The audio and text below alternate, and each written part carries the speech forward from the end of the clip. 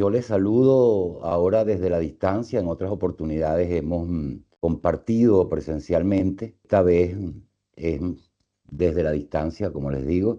Sin embargo, el calor humano siempre presente entre nosotros. Agradezco mucho a la Asociación Nacional de Consejeros de Protección y a UNICEF esta importante oportunidad de nuevamente compartir con ustedes. Creo que el tema que me corresponde dice justamente consideraciones generales o consideraciones para el debate, porque se trata de esto, ¿no? Se trata de ensayos no acabados, de propuestas no acabadas para la articulación de las medidas de protección con algunos programas de atención. Y sobre eso, indudablemente que ustedes, los consejeros y las consejeras, saben más que yo y tienen la experiencia, la práctica, el día a día, la cotidianidad en el trabajo con la protección y la restitución, por supuesto, de derechos y garantías de niños, niñas y adolescentes. El primer punto, en su segundo subtema, arranca de alguna manera con lo que terminó la persona que me antecedió, Michel Díaz, si no me equivoco, el doctor Michel Díaz. Porque yo creo que sí, tal cual como él ha finalizado, yo creo que debemos precisar muy bien qué cosas no es o qué cosas no son una medida de protección, para tratar de reafirmar después lo que sí realmente debe contener una medida de protección. El segundo punto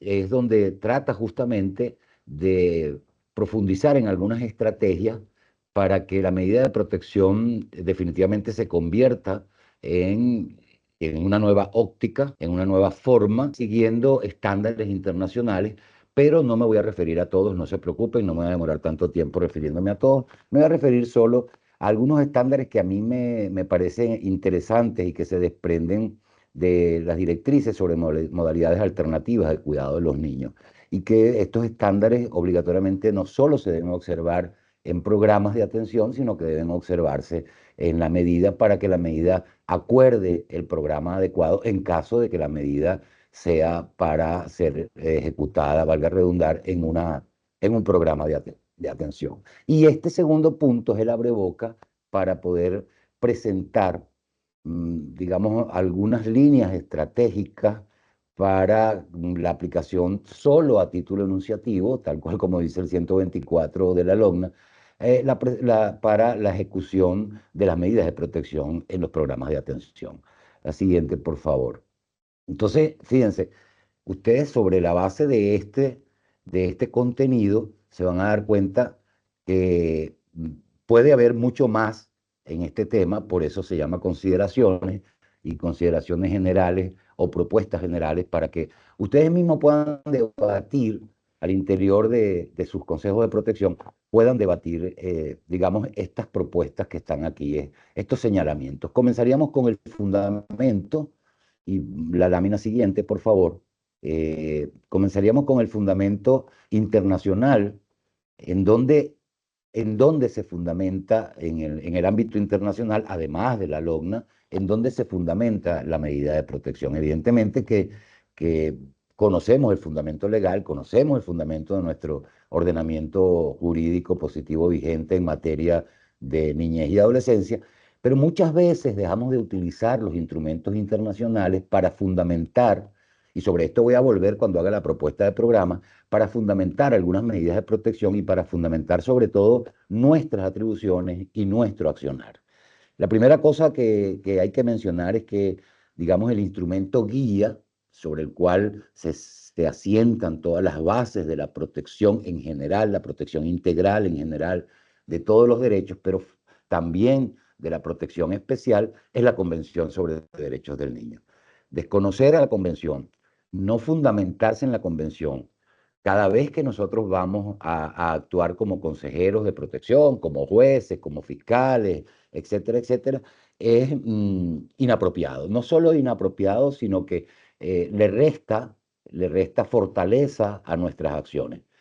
Ustedes se imaginarán, por ejemplo, qué sé yo, una actuación de la Defensoría del Pueblo sin que se fundamente en la Declaración Universal de Derechos Humanos, sin que tome los principios generales de la Declaración Universal de Derechos Humanos. Lo mismo sucede en materia de la Convención. La Convención es esa Convención Universal para la Niñez y Adolescencia. Y por supuesto todos los protocolos facultativos y las orientaciones generales que se derivan de las observaciones generales del Comité de Derechos del Niño y los demás instrumentos que forman los estándares internacionales. Vamos a referirnos pues a la Convención. Ustedes saben que las obligaciones de efectividad, que comprenden no solamente obligaciones legislativas, sino obligaciones institucionales, sino cualquier medio que sea apropiado, y obligaciones de efectividad se está refiriendo a garantías, garantías primarias de cumplimiento y garantías secundarias de restitución. Estas obligaciones de efectividad que están en el artículo 4 comprenden las medidas de protección. En el artículo 27, en sus parágrafos segundo o numerales segundo y numerales tercero, establece claramente la responsabilidad, digamos, paralela que hay entre los progenitores para garantizar a los niños dentro de sus posibilidades económicas, y fíjense que dice dentro de sus posibilidades económicas, las condiciones necesarias para que los niños y las niñas obtengan un desarrollo integral. Pero esto no es posible, siempre insisto sobre este tema, si el Estado no genera las condiciones adecuadas a las familias, no presta asistencia, no tiene programas de apoyo en donde las familias puedan, digamos, sustentar su protección a la niñez y adolescencia. La siguiente, por favor. También es apropiado decir que la Convención Americana de Derechos Humanos contiene un fundamento también doctrinario y el Pacto Internacional sobre Derechos Económicos, Sociales y Culturales. El artículo 19 de la Convención Americana de Derechos Humanos establece claramente las medidas de protección de acuerdo a las condiciones que tenga un niño en una situación determinada y establece este, digamos, principio de responsabilidad compartida entre familia, sociedad y Estado, del cual también hemos hablado mucho. Y el artículo 10 del Pacto Internacional sobre Derechos Económicos, Sociales y Culturales también establece las medidas especiales de protección y asistencia a favor de todos los niños y adolescentes, sin discriminación alguna por razón de filiación o cualquier otra condición. Este artículo 10, poco conocido o poco difundido más bien, se corresponde también con el articulado de la Convención cada vez que en la Convención se establece, se reconoce, se garantiza, se obliga a los Estados partes a garantizar un derecho determinado. La Convención establece las medidas que deben ser tomadas de manera específica, de tal suerte que los artículos 19 y 10 siempre deben vincularse de acuerdo al derecho que se quiera proteger o se quiera restituir, deben vincularse con el articulado de la Convención. Hecha esta observación, nosotros pasamos, la siguiente, por favor, nosotros pasamos a mirar aquello que les decía, lo que no es la medida de protección. Y yo voy a insistir sobre 5 aspectos nada más para tratar de clarificar las cosas que no deben comprender la medida de protección. En primer lugar, en el enfoque basado en derechos humanos, tenemos que entender que la medida de protección no está orientada a resolver un problema o una necesidad de un niño, niña o adolescente. Esta frase, un poco provocadora, un poco confusa, o pudiera generar confusión, que vamos a aclarar subsiguientemente. Pero en principio decir claramente que la medida no está destinada a ver al niño como problema. Y después veremos más adelante por qué. No está destinada a suplir una necesidad de un niño, niña o adolescente. En segundo lugar, la medida no es para atender niños. La medida no atiende niños. Los niños los atienden los programas, los niños los atienden los servicios sociales, pero las medidas no atienden niños. No se trata de un programa de atención, aunque la medida conduzca a ello, conduzca a un programa de atención como instrumento, como herramienta, como mecanismo, como medio para restituir un derecho, pues la medida no es un programa de atención en sí mismo. El programa de atención es, insisto, un mecanismo distinto en el cual se puede ejecutar una medida. La medida no es para internar niños con problemas, y fíjense que está entre comillas, porque en la jerga usual, digamos, en el común, se entiende que los niños tienen problemas Y efectivamente los niños tienen problemas, pero esos problemas hay que mirarlos desde la lupa de los derechos, no desde la lupa de los problemas. Y mirar también, luego vamos a ver las causas de esos problemas. La medida no es un acto de caridad, no es un acto de buena voluntad. Efectivamente, muchos creemos que nuestra función es caritativa, que nuestra función es un ejercicio de la buena voluntad que tenemos para, para nosotros atender niños que tienen muchos problemas, para atender niños que tienen muchas necesidades, y tampoco es la medida un acto de fe religiosa. Respetando la fe que pueda tener cualquier consejero o consejera, la medida no se hace en nombre de ningún Dios. La medida se hace en nombre del Estado, y los consejeros y consejeras de protección son parte del Estado, se hace en nombre del Estado como un compromiso que tiene el Estado para restituir derechos a aquellos más vulnerados o para hacer cesar la amenaza a aquellos más vulnerados. Ahora, ¿qué sí es la medida de protección? La siguiente, por favor. ¿Qué sí es la medida de protección? La medida de protección es para restituir derechos o garantías, no es para resolver una necesidad. Y entre necesidades y derechos hay una nota diferencial fundamental. Las necesidades no son exigibles, los derechos son exigibles. Las necesidades no se, las necesidades se solicitan, se piden y quedan a la buena voluntad de quien las cumple. Los derechos se exigen y no quedan a la buena voluntad de quien las cumple, tiene que cumplirlas per se, porque sí, porque se trata justamente de una orden de derechos, de una orden de garantías. Y efectivamente ese es el segundo aspecto, la medida sí es una orden. Es un mandato de restitución o de preservación de derechos o garantías. Es decir, lo primero, la medida es para restituir de derechos y por consiguiente es una orden. Está dirigida a personas naturales o jurídicas, públicas o privadas, del Estado o no, o al propio niño, niña o adolescente. Y esto se desprende de la parte final del propio artículo 125 de la LOGNA. Es decir, acostumbramos, acostumbramos a identificar personas que violan derechos, personas que amenazan derechos, personas que vulneran derechos, pero no miramos detrás de esas personas lo que representan en términos de poder. Y la medida en ese sentido se convierte en una forma de retar al poder a que dé cumplimiento a aquello que no ha dado cumplimiento. Y cuando me refiero al poder, me refiero a cualquier forma de ejercicio de poder, institucionalizado o no, formal o informal. La medida es una atención de casos individuales o pequeños grupos de niños o niñas. Está dirigida, como decía, a que se ejecute, en algunos casos no, en algunos casos con una simple orden de acción basta, en otros casos a que se ejecute programa.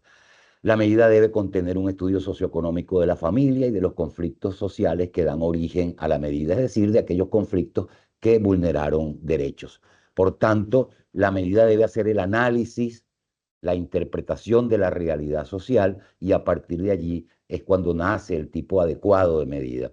Se puede interrelacionar con programas, ya lo hemos dicho, y pueden ser complementadas, sustituidas, modificadas o revocadas en cualquier momento, lo cual se desprende de los artículos 130 y 131 de la LOGNA. La siguiente, por favor.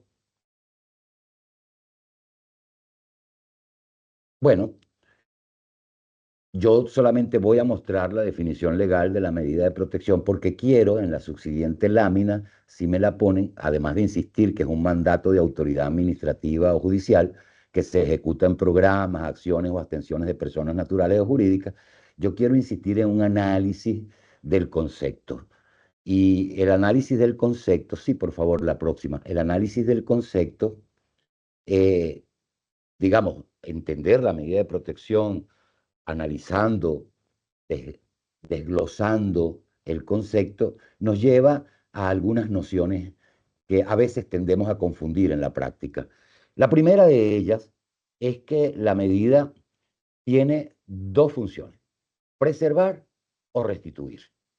Se preserva como forma preventiva, valga decir, como forma de prevención, a lo mejor no primaria, una prevención secundaria, porque ya el acto o la omisión está comenzando a ocurrir y sin duda hay una amenaza importante a un derecho o a varios derechos a un niño individualmente considerado o a un niño o a un grupo de niños individualmente considerados y restituir porque ya el derecho ha sido vulnerado. Se materializó la acción o la omisión que vulneró derecho.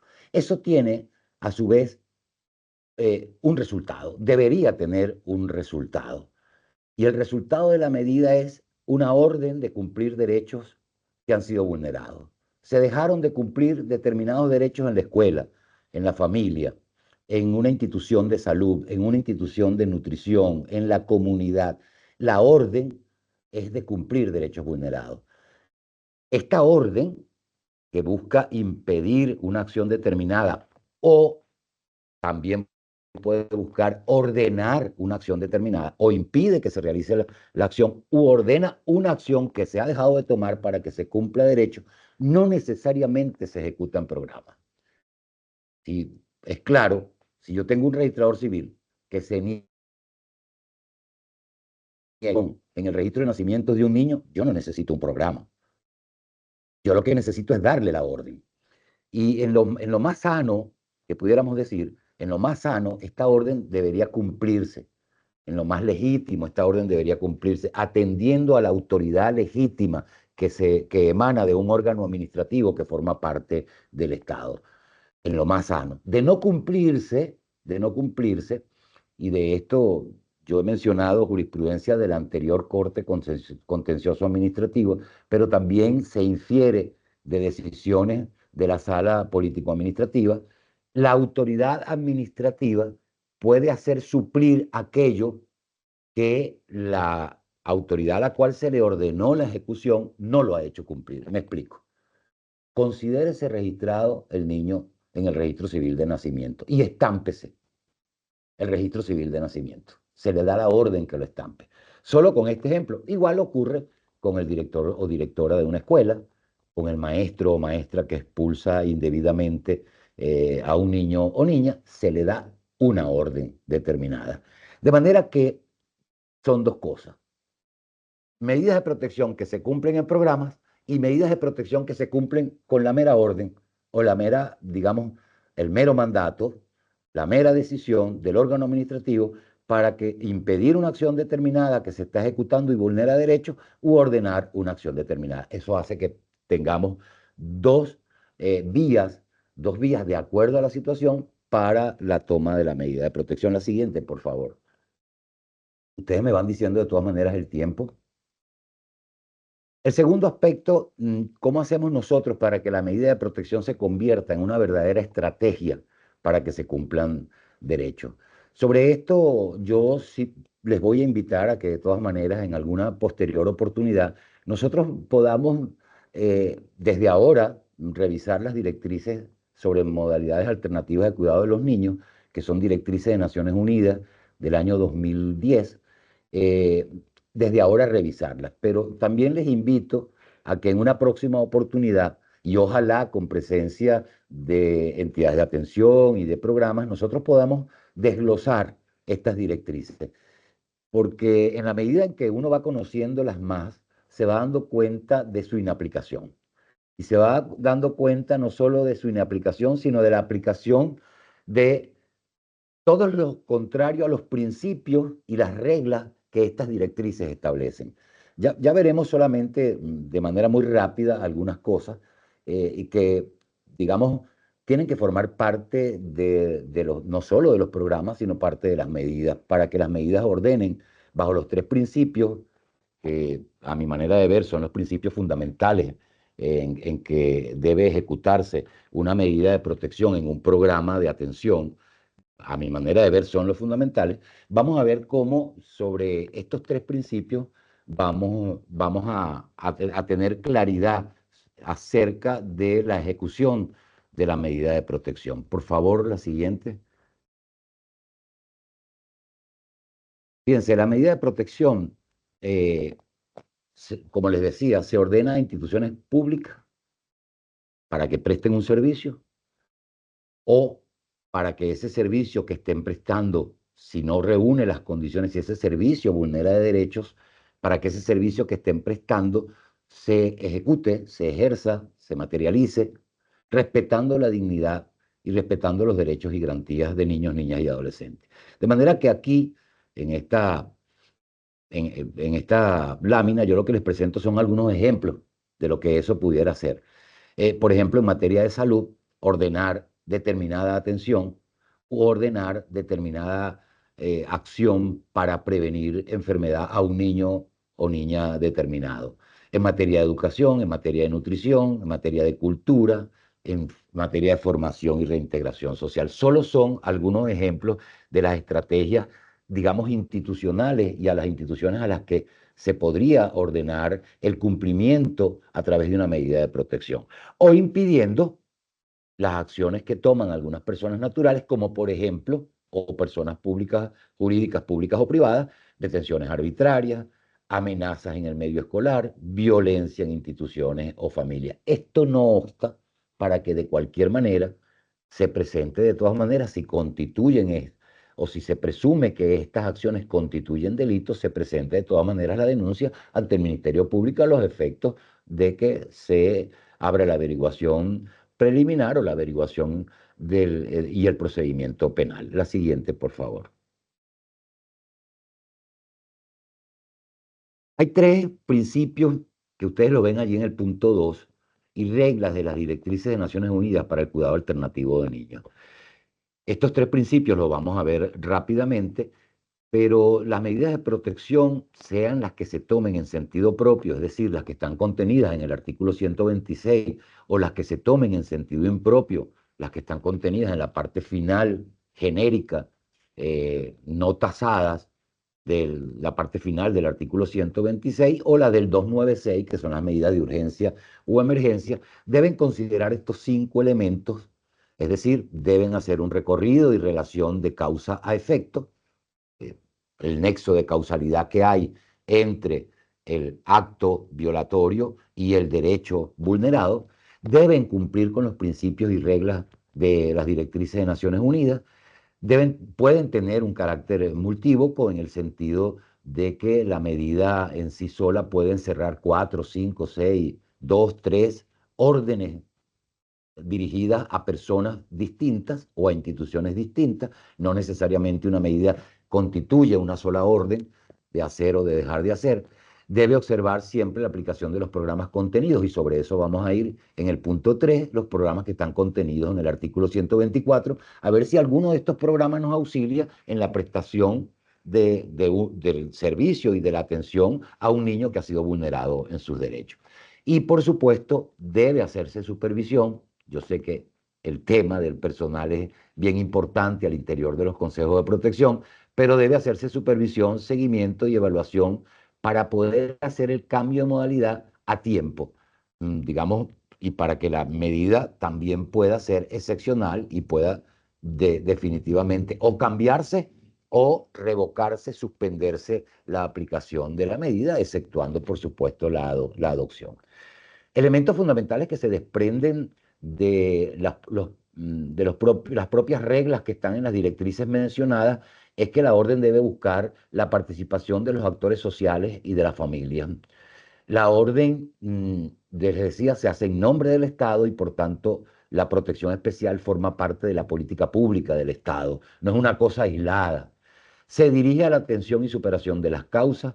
Debe esa orden tener la capacidad de cumplir o restituir derechos violados o hacer cesar la amenaza, privilegiar la permanencia de la niñez y adolescencia en el seno de la familia, debe contener un enfoque social, más allá de un enfoque jurídico, debe contener un enfoque social de un problema que seguramente o por lo general es un problema social, y debe interrelacionar de forma, valga decir, intersectorial, todas las estrategias que tienen los diferentes órganos del poder público para la prestación de servicios a las personas, a los ciudadanos. Todas las que tienen los gobiernos, los estados, los gobiernos municipales, los gobiernos estadales, el gobierno nacional, todas estas estrategias se deben interrelacionar. Es decir, miremos hacia los servicios cada vez que estamos dictando una medida de protección. No miremos nada más la familia, no miremos nada más los responsables inmediatos, responsables del cuidado, de la crianza, sino que miremos también las falencias que hay en las instituciones para que éstas cumplan su cometido. La siguiente, por favor. Vean, tres principios son pilares en el cuidado alternativo de niños. Y estos tres principios deben tratarse con cautela en la medida de protección. El primero de estos principios es el principio de necesidad, ¿verdad? Veamos, digamos, la profundidad que puede tener este principio de necesidad. Tiene dos grandes aristas. Vamos a pasar la siguiente. La primera de ellas, por supuesto, la prevención. Y dos, la que yo doy en llamar la evaluación causal de la necesidad de la medida de protección.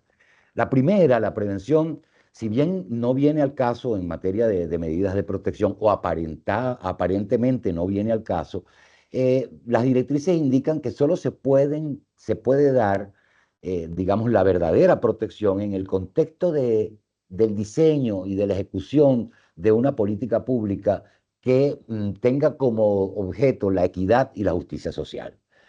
Las niñas, los niños, los adolescentes, las adolescentes y las familias, que son los más vulnerables y también los más vulnerados en lo social, en los servicios, por ejemplo, en salud, en educación, incluso en los entornos de maltrato, de violencia, no pueden seguir siendo, y esto lo digo siempre, auxiliados por la ambulancia que recoge a los heridos después de la guerra, después que estos heridos de la desigualdad ya están bien graves, ¿no?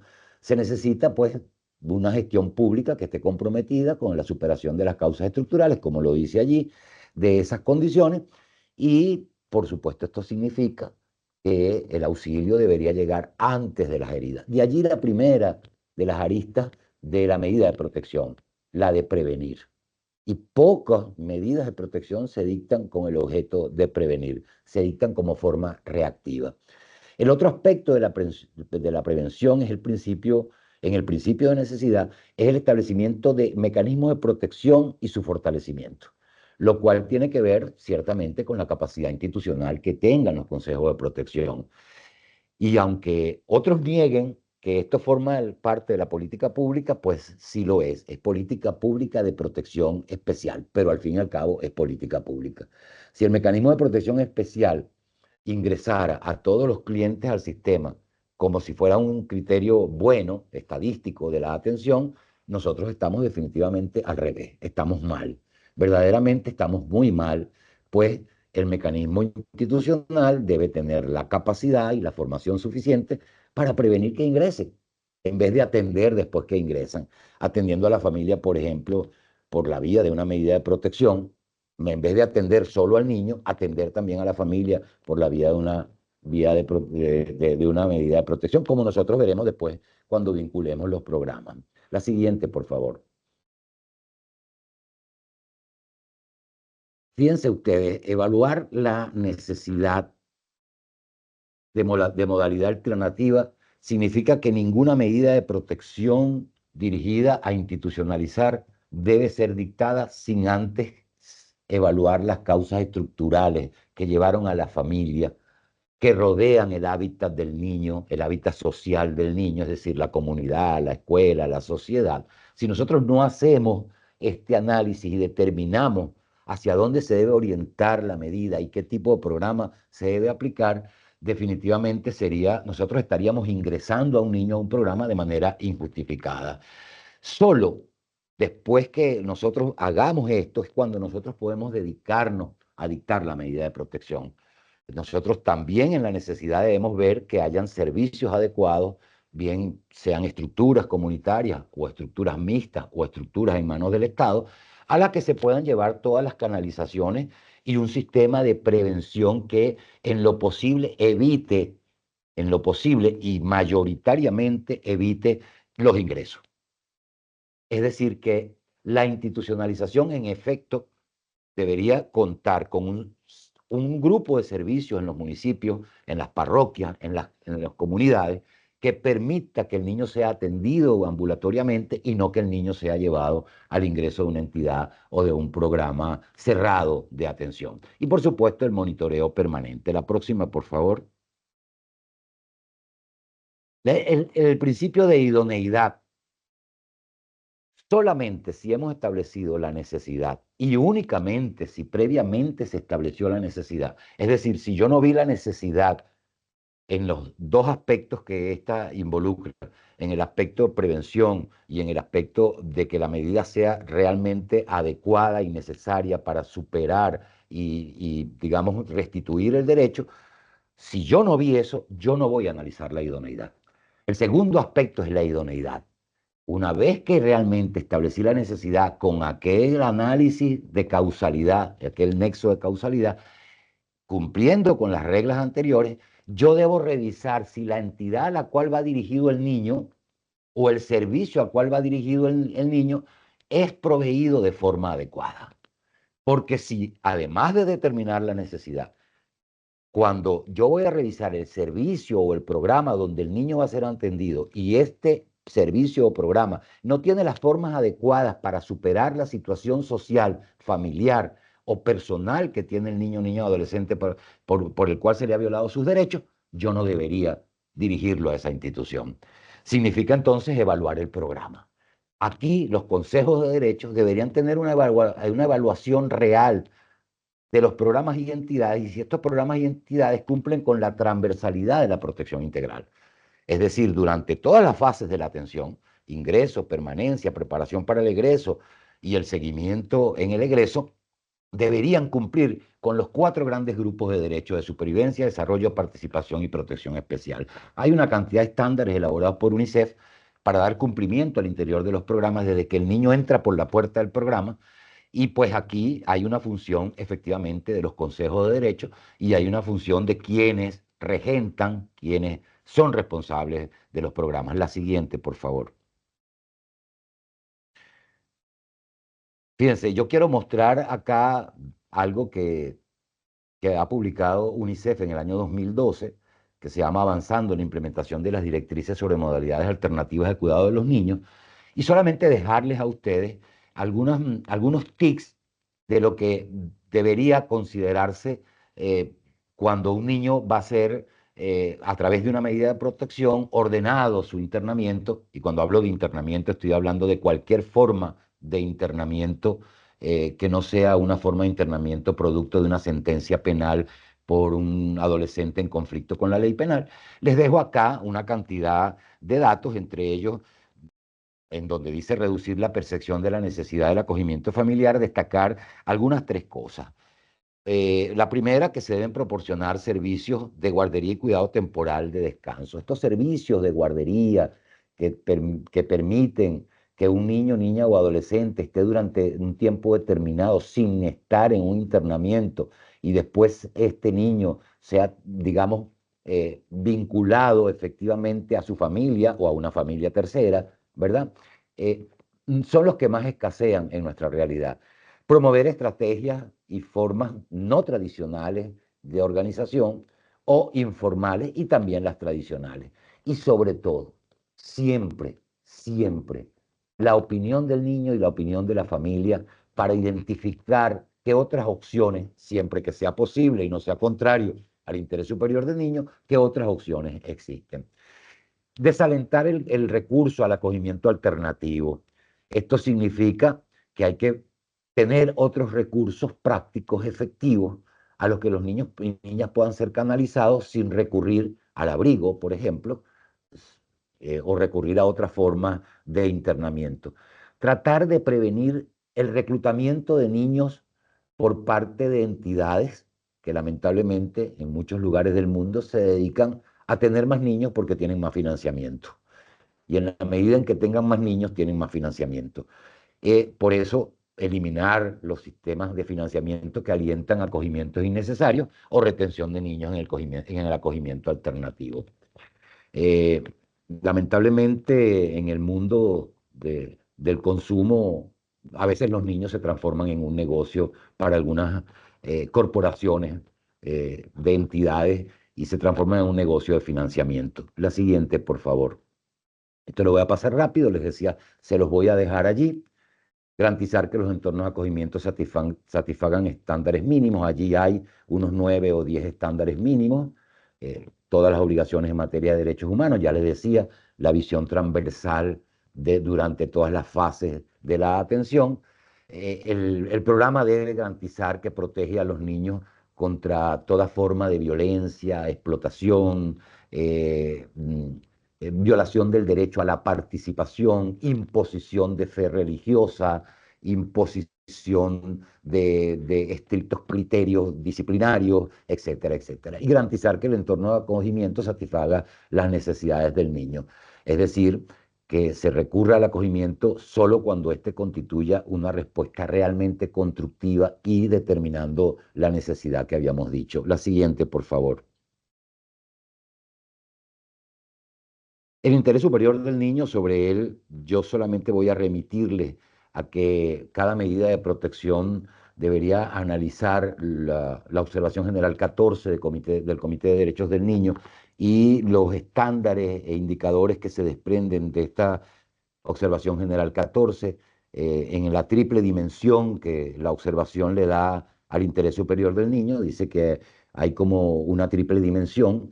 eh, Debe revisar toda decisión administrativa o judicial, debe revisar cómo está dando cumplimiento al interés superior como derecho sustantivo, como norma de procedimiento y como principio jurídico interpretativo fundamental.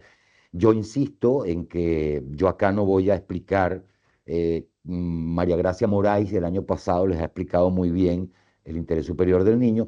Insisto en que en materia de derechos sustantivos son 12 grandes indicadores en donde se debe determinar, entre otras cosas, el hecho de que los derechos en toda medida de protección son interdependientes, actúan en una dinámica universal e indivisible y por tanto hay que tener mucho cuidado cuando se dicta una medida de protección que más bien se pueda constituir en una forma nueva de vulneración de un nuevo derecho de muy buena fe, tratando de proteger derechos, vulnerar otros derechos.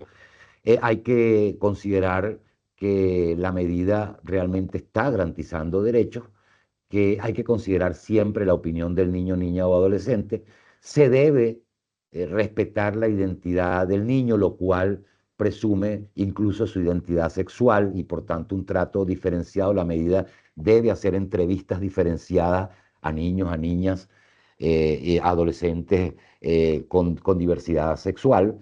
Es decir, una cantidad de indicadores de derechos sustantivos, los niveles nutricionales, los niveles educativos, etcétera, etcétera. Y como norma de procedimiento, garantizar dos cosas que a mí me parecen, son 7 indicadores, pero dos cosas que a mí me parecen fundamentales. Uno, que se determinen exactamente los hechos y que estos hechos se correspondan con la decisión de derecho que está tomando el Consejo.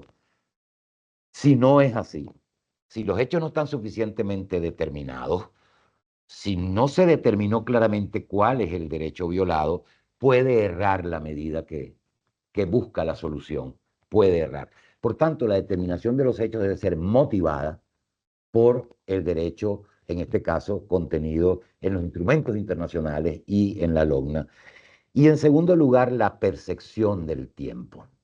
El tiempo para los niños es distinto que el tiempo para los adultos. El tiempo que una medida de protección ordena para que se cumpla en un programa no es igual al tiempo que se mide para los adultos. Nosotros no podemos medir el tiempo por nuestra conciencia del tiempo, sino por la conciencia del tiempo del niño. Un mes es mucho para un niño. El abrigo en un mes es mucho para un niño. Y sin embargo hay niños que tienen 2 años en abrigo y 3 años en abrigo. Imagínense, es demasiado para el desarrollo un mes, para los momentos del desarrollo de un niño. Imagínense 2 y 3 años argumentando que no se consigue la familia, argumentando que no se consigue y vamos suspendiendo y más abrigo y más abrigo y más abrigo. Además de que en muchos casos inventamos otras formas para que, y el juez no tiene conocimiento, o teniendo el juez conocimiento después de los 30 días, el juez deja y se va quedando allí y el niño continúa en el abrigo. La siguiente, por favor. Otras orientaciones generales, estas 4, son muchas más. Siempre debería el niño y buscarse la alternativa en la medida de protección de que el niño permanezca en su familia, nuclear o extendida.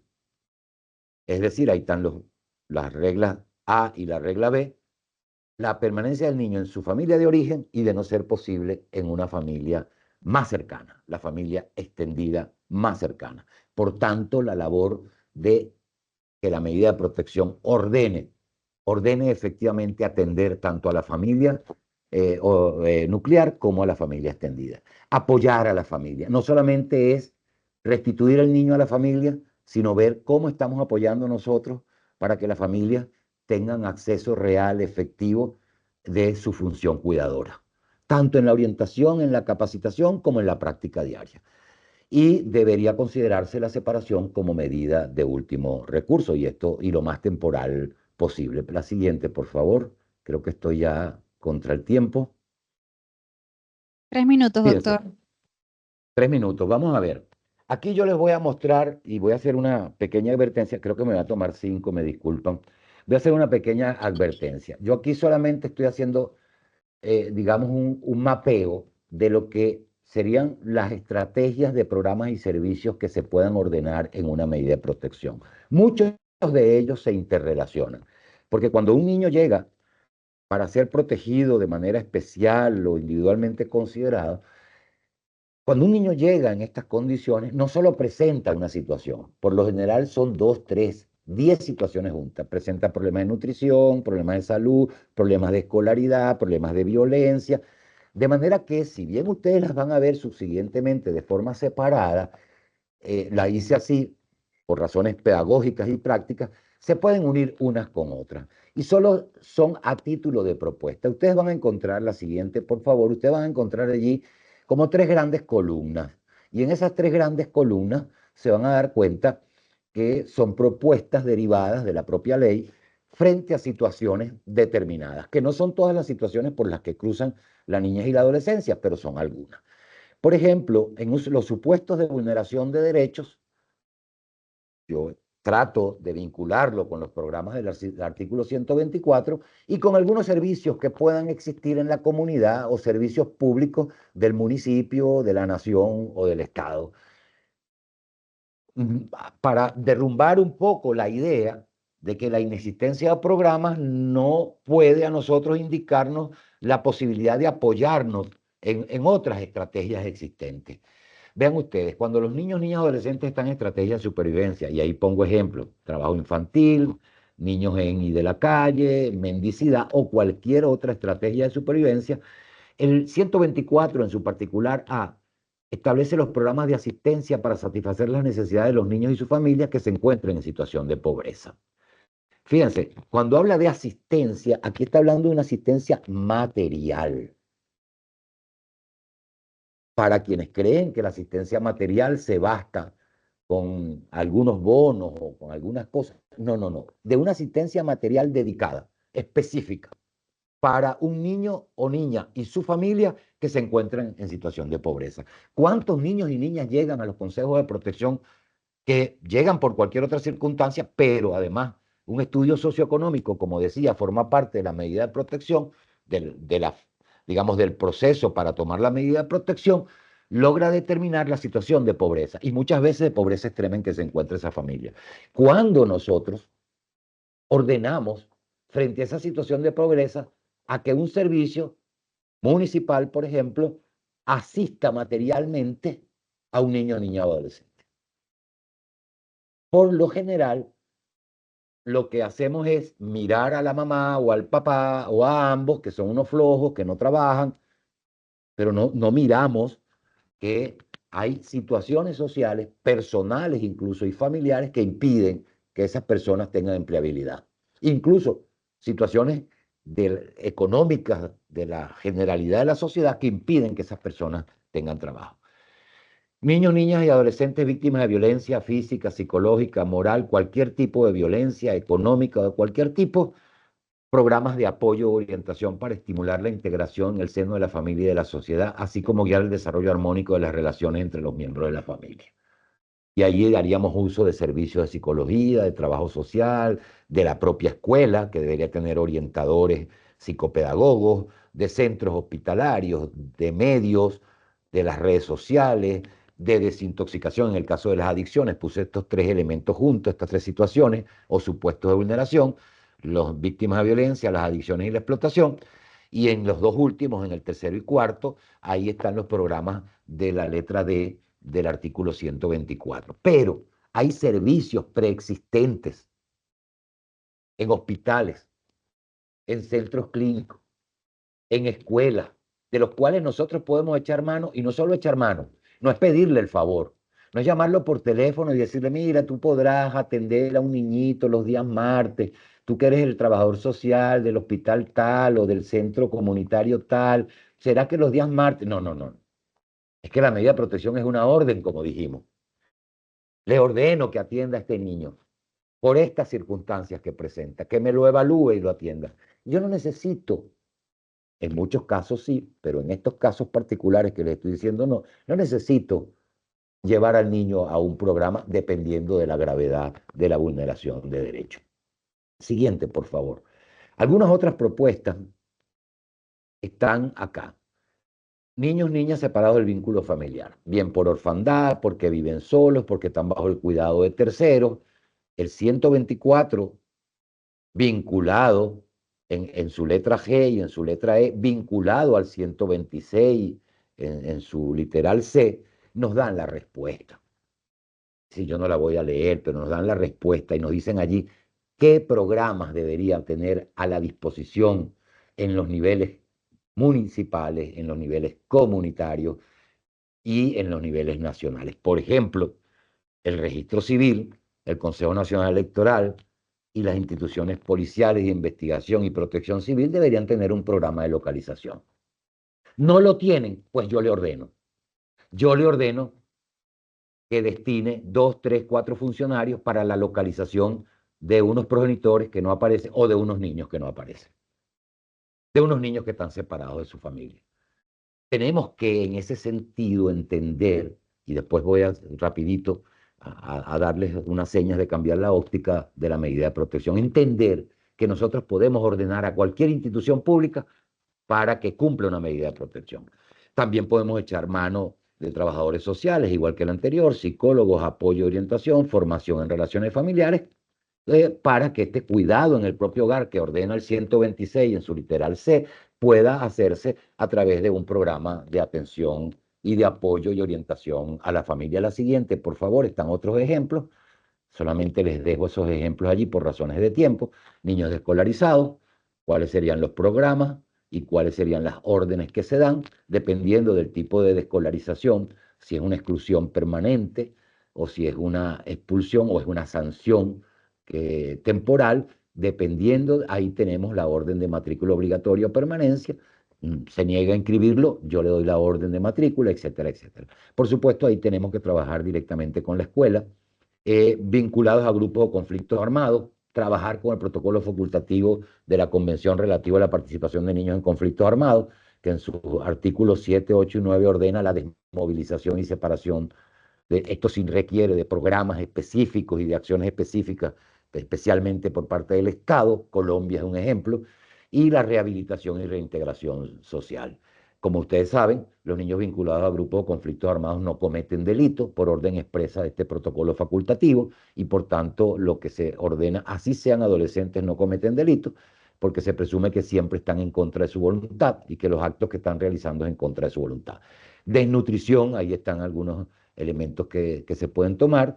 Y para los niños, niñas y adolescentes en conflicto con la ley penal, que es un tema bien árido y que deberíamos en algún momento tratarlo, hay que crear, digamos, un concepto especial de programa que determine los niveles de socialización, escolaridad e integración sociofamiliar a fin de saber qué plan individual a estos niños que han cometido delitos, pero que no son imputables por orden expresa de la ley, por ser niños o niñas, no son imputables, determinar qué tipo de programa aplicar. Para mí debe ser un programa especializado.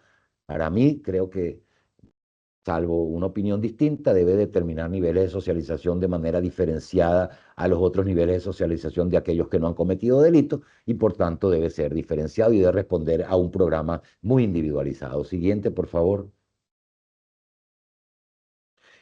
Allí les doy algunas líneas para cambiar la óptica de las medidas de protección. No problematicemos la situación individual. Tomemos medidas que se centren en la superación de las causas de vulneración de derechos. Potenciemos al máximo los recursos y habilidades que tienen las familias, las comunidades y las instituciones. Potenciémoslas al máximo para evitar el internamiento e institucionalización. La medida de protección también puede tener su efecto preventivo, eh, digamos, difundiéndola como forma de defensa y promoción de derechos y garantías, vincular las estrategias a adoptar con la realidad que circunda a la familia, esto es un resumen, adicionar en la medida la articulación de las políticas generales de supervivencia, desarrollo y participación. Yo creo que cada consejero, cada consejo de derecho debe proporcionarle a los consejeros de protección un directorio y un mapeo de programas y servicios con responsables, ubicación, población objetivo, población atendida, capacidad, etcétera, etcétera. Frente a la diversidad de formas de violación, preservar la familia. La siguiente, por favor. Una vez que se analice la situación del niño, los nexos causales que hay que establecer quiénes son los responsables. Establecer de manera clara, no solo los responsables que están más cercanos al niño, sino aquellos que aparentan no estar, responsables institucionales, responsables del poder en cualquiera de sus formas que se ejerza, económico, religioso, autoridad androcentrista, poder del Estado, etc. Analizar no solo la responsabilidad individual o familiar, como les decía, y el derecho a un nivel de vida adecuado, siempre vincular los artículos 15 y 30 con los elementos que están allí de vivienda, nutrición, salud y vestimenta adecuada al clima. Eso, yo dejaría hasta allí, dándole las gracias y una vez más poniéndome a su disposición. Muchas gracias.